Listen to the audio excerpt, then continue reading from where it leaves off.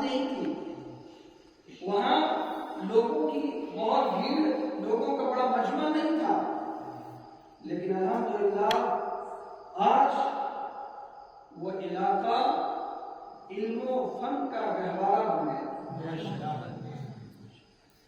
آج پوری دنیا میں الجامعۃ الاشرفیہ مبارک پور کے فارغین، جنہیں مصباحی کہا جاتا ہے، آج پوری دنیا میں وہ کام کرتے ہیں۔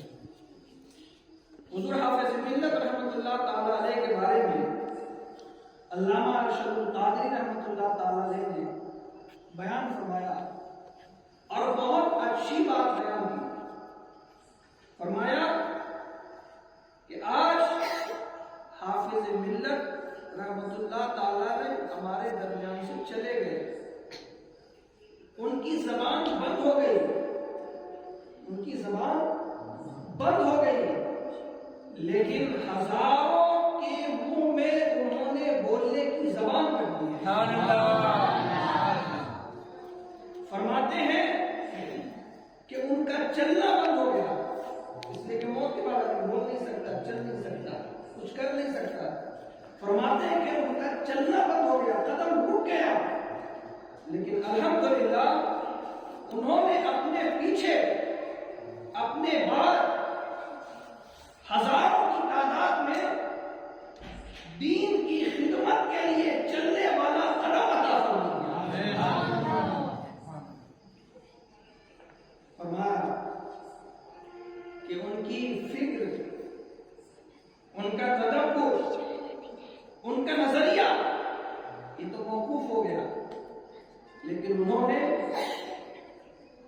فکر اور تدبر اور سوچ کرنے والے بہت سارے افراد کو وہ اپنے بعد چھوڑ گئے۔ بات سن رہا، اس لیے کہا جس نے پیدا کیے کتنے لالوں گوہر، جس نے پیدا کیے کتنے لالوں گوہر، حافظ دین و ملت پہ لاکھوں سلام، حافظ دین و ملت پہ لاکھوں سلام۔ آپ کو بتاتا ہوں، حضور حافظ ملت رحمۃ اللہ تعالی علیہ جب مدرسے کی چھٹی ہوئی، دو چھٹیاں بڑی ہوتی ہیں، ایک ہاف ایئرلی اور ایک سالانہ، دو چھٹی ہوتی بڑی۔ تو جب مدرسے کی چھٹی ہوئی تو بہت سارے طلبا پہلے سے تیار کرتے ہیں کہ چھٹی لو اور گھر جانا، ہر کسی کو خواہش ہوتی ہے کہ گھر جائیں جلدی۔ تو چھٹی ہونے کے بعد بچے جلدی جلدی جو ہے اپنے گھروں کی طرف روانہ ہو گئے، لیکن چند بچے رک گئے اور انہوں نے سوچا کہ جو ہے اپنے استاد سے ملاقات کر کے سلام مصافحہ کر کے دعائیں لے کر پھر ہم اپنے گھروں کو روانہ ہوں۔ اور وہ حضور حافظ ملت رحمۃ اللہ تعالی علیہ کے باہر دروازے پر کھڑے انتظار کر رہے تھے، طلبا بچے انتظار کر رہے تھے کہ حضرت آئے ملاقات کریں گے، دعائیں دیں گے۔ حضور حافظ ملت رحمۃ اللہ تعالیٰ نے دروازے سے باہر نکلے اور پھر کہے، انہوں نے ارشاد فرمایا کہ چلو، بچے پیچھے پیچھے چلنے لگے۔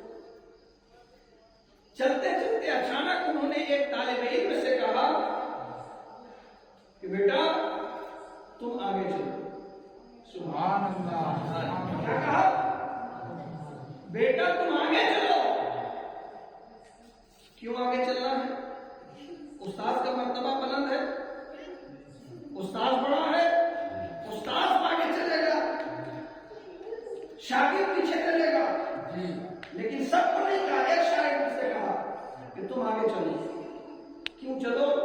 اب جواب حضور حافظ ملت رحمۃ اللہ تعالی علیہ فرماتے ہیں کہ بیٹا تم اس لیے آگے چلو کہ تم قرآن مقدس کو لے کر اپنے سینے سے لگا کر چل رہے ہو۔ کیا بات ہے! اور یہ ادب کے خلاف ہے کہ قرآن پیچھے ہو اور لوگ اس کے آگے چل رہے ہیں۔ ادب کے خلاف ہے۔ تو سوچیں کہ حضور حافظ ملت رحمۃ اللہ تعالی علیہ اگر قرآن مقدس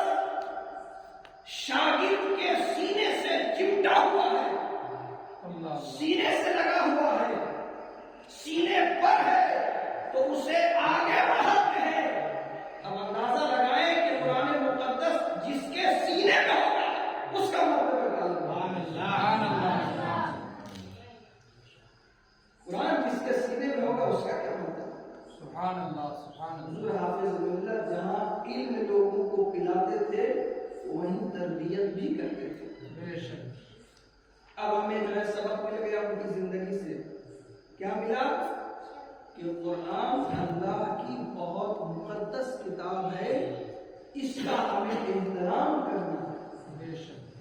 ہم آپ دیکھتے ہیں کہ جب گھروں میں قرآن خوانی کا اہتمام ہوتا ہے اور لوگ پارے لے کے پڑھتے رہتے ہیں تو پڑھتے پڑھتے کسی کو جو ہے آیت سجدہ آ گئی، سجدے کیا ہے تو کیا کرتے ہیں، قرآن کا پارا بند کیا اور پھر زمین پر مصلی پر رکھا اور اس میں سجدہ تلاوت کی۔ ہوتا ہے کہ نہیں؟ یا مسجد میں تلاوت کر رہے تو قرآن شریف کے پارے کو ایسے دماغ سے کھا کرتے رہتے ہیں۔ میرے عزیزو، یہ کوئی معمولی کتاب نہیں ہے، یہ کوئی معمولی کتاب نہیں ہے، بلکہ یہ اللہ کا وہ مقدس کلام ہے کہ جو اس کو پڑھ لیتا ہے وہ بلند منزلیں حاصل کر لیا بلند مرتبہ ہوگا۔ تو جو قرآن خوانی وغیرہ میں آپ کا جانا ہو تو اس کا خیال رکھیں کہ قرآن پاک کو پارے کو اس طرح زمین پر نہیں رکھنا ہے، جب بھی رکھنا ہے تو اس کو اونچے مقام پر رکھنا ہے۔ کیا رکھنا ہے؟ اونچے مقام پر، اس لیے کہ وہ اونچی کتاب ہے، اس لیے اونچے مقام پر رکھی جائے۔ بات سن میں پھر اس طریقے سے حضور حافظ ملت رحمۃ اللہ تعالی علیہ کہ داہنے پیر میں زخم ہوا۔ کس پیر میں؟ داہنے پیر میں زخم ہوا۔ ٹھنڈی کا زمانہ تھا، آپ موزہ پہنے ہوئے، جیسے ہم آپ موزے جوتے ٹھنڈی میں زیادہ پہنتے ہیں، بچنے کے لیے ٹھنڈی ہونا بھی چاہیے، تو آپ موزے پہنے ہوئے تھے حضور حافظ ملت رحمۃ اللہ تعالی، اور داہنے پیر میں زخم تھا۔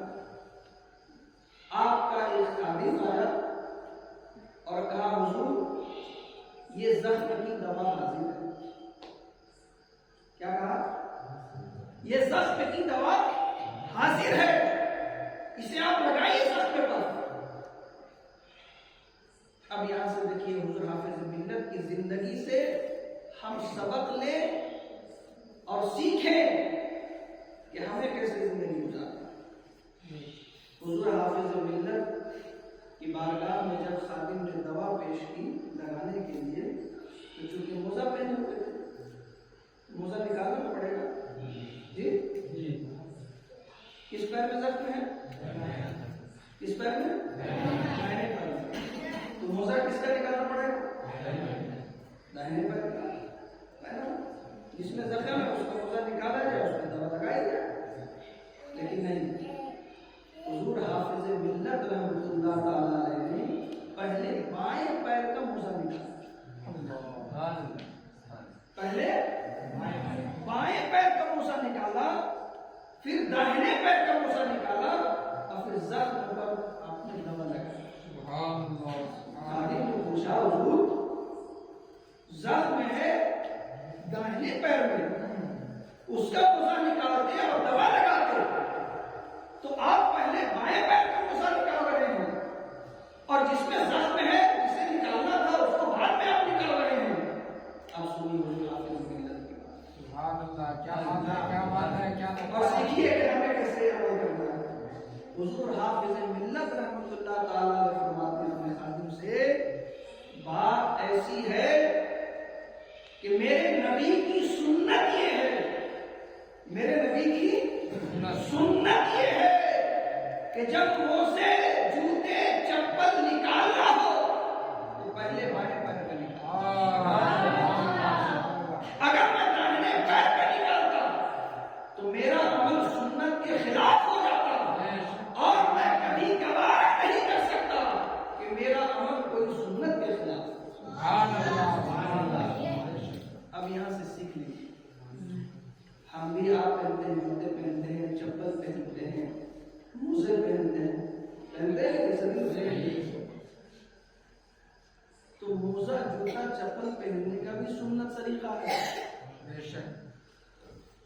اس کا بھی سنت طریقہ ہے۔ بات سمجھ آ رہی ہے؟ سنت طریقہ یہ ہے کہ جب موزہ جوتے چپل پہننا ہو تو کس پیر میں؟ داہنے پیر میں پہننا ہے۔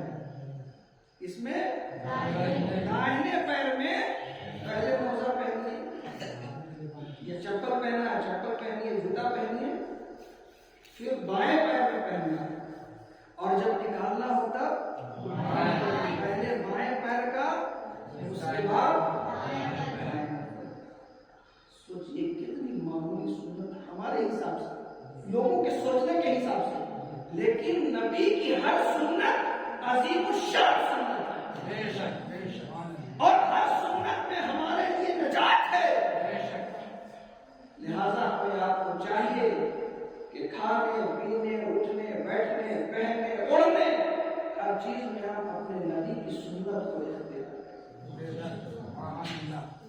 سبحان اللہ۔ تو آج کی محفل میں آپ نے کیا سیکھا؟ چپل جوتا موزہ پہننے کا سنت طریقہ کیا ہے نا؟ ساری باتیں یاد نہ رہے یا نہ رہے، لیکن کم سے کم یہ آپ نے یاد کر لیا تو سمجھ لیجیے کہ آج کی پوری محفل میں آپ نے بہت کچھ۔ تو جوتے چپل موزے وغیرہ پہننے کا سنت طریقہ کیا ہے؟ بولیے سب مل کر ایک ساتھ، کس میں؟ دائیں پیر میں، اس کے بعد بائیں پیر میں، اور پھر جب نکالنا ہو پہلے بائیں پیر کا سمجھ گئے؟ حضور کی کتنی عظیم سنت۔ اور پھر فرمایا کہ جوتے پہن رہے ہو اس سے پہلے اس کو جھاڑ لو، دیکھ لو، جوتوں کو جھاڑ لو، دیکھ لو، اس لیے کہ کہیں ایسا نہ ہو کہ گھر میں کنارے یا کہیں کے رکھے رہنے کی وجہ سے جوتے میں کوئی موذی جانور آ کر چھپ جائے۔ مثال کے طور پر بچھو آ کر بیٹھ جائے، سانپ آ کر بیٹھ جائے، اور بچہ آدمی جو ہے فوراً جو ہے پیر اس میں داخل کرے تو فوراً اس پر حملہ ہو جائے۔ میرے عزیزو، سوچئے کہ حضور کو اپنی امت کا کتنا خیال ہے، کتنا خیال ہے کہ فرمایا جوتے بھی پہنو تو اسے جھاڑ لو، اسے دیکھ لیا کرو، کہیں کوئی جانور تمہیں تکلیف نہ دے۔ سوچئے اپنے نبی کو اتنا خیال ہے۔ میرے عزیزو، ہمارا بھی تو حق بنتا ہے کہ ہم اپنے نبی کا خیال کریں۔ اسی طریقے سے سنیے، ایک اور سنت بتا دوں پھر گفتگو ختم ہے نا۔ حضور حافظ ملت کی عمر تقریباً 70 سال کی ہو گئی، تقریباً 70 سال، کتنی؟ 70 سال۔ آپ سفر میں تھے، سفر میں ٹرین میں جب سوار ہوئے تو آپ اپنی سیٹ پر بیٹھے جاتے ہیں، آپ کے بغل میں جو ہے ڈاکٹر صاحب بھی تھے، ایک ڈاکٹر صاحب بھی بیٹھے ہوئے تھے۔ حضور حافظ ملت کے علم کا کیا کہنا؟ علم کا کیا کہنا ہے؟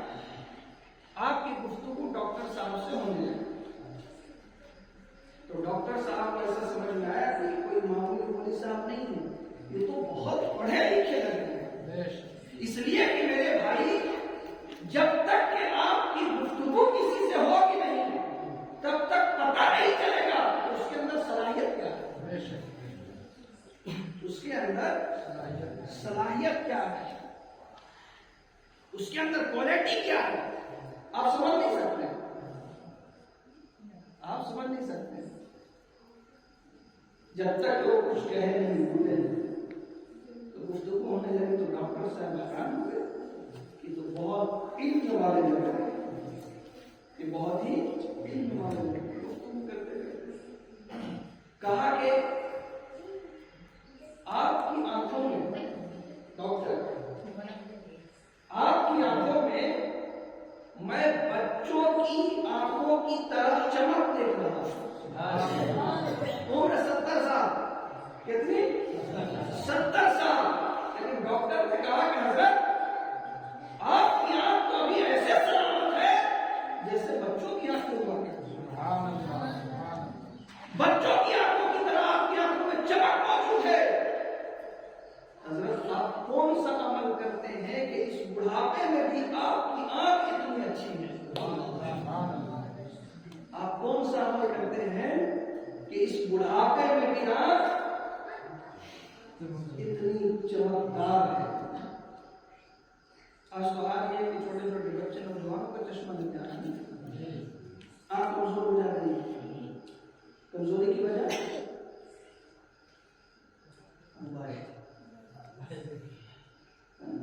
اس کی جو شعاع ہے نا وہ بہت خطرناک ہے،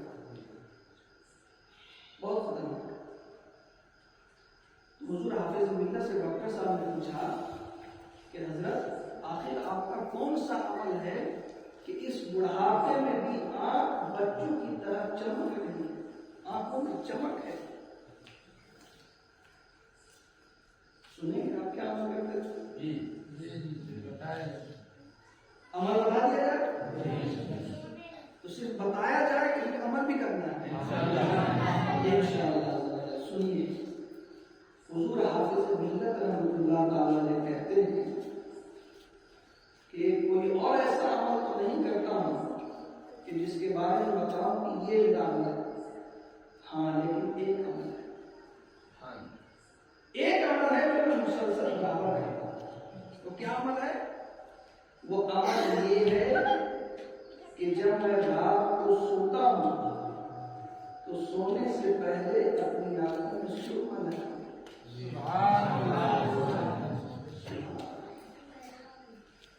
یہ میرے نبی کی سنت ہے، میرے نبی کی سنت ہے، اور میں اپنے نبی کی کسی سنت پر عمل کرتا ہوں جس کی وجہ سے میری آنکھیں آج بھی چمکتی ہیں۔ سبحان اللہ۔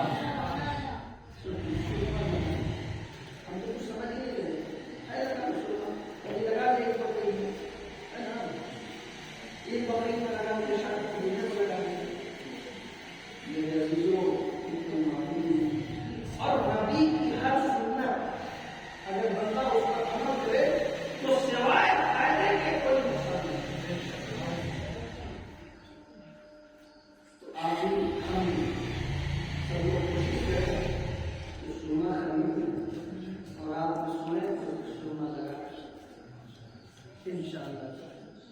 تو آپ آج دو سنت سیکھیں۔ کتنی سنت ہے؟ دو سنتیں۔ پہلی سنت ہے چپل جوتے موزے کیسے پہننا ہے، ایک بار ریپیٹ ہو جائے بات ختم۔ کیسے پہننا ہے؟ پہلے داہنے پیر میں، اس کے بعد بائیں پیر میں، اور جب نکالنا ہے پہلے بائیں پیر سے پھر دائیں پیر سے، اور رات میں جب سونا ہے تو سرما لگانا انشاءاللہ۔ اگر کوئی حضور کا امت ہے، حضور اپنے نبی کی سنت سمجھ کر سنت کی نیت سے کرے تو انشاءاللہ اس کو ضرور فائدہ، اس کو ضرور فائدہ۔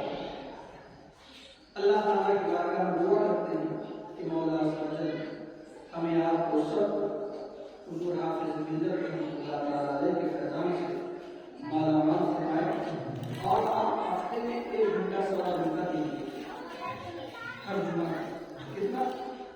1 سے سوا گھنٹہ، 1 گھنٹہ، اس لیے کہ ہم کو ہفتے کا وقت ہے، کم سے کم 1 گھنٹہ تو ہو کہ ہم دین کو سیکھ سکیں۔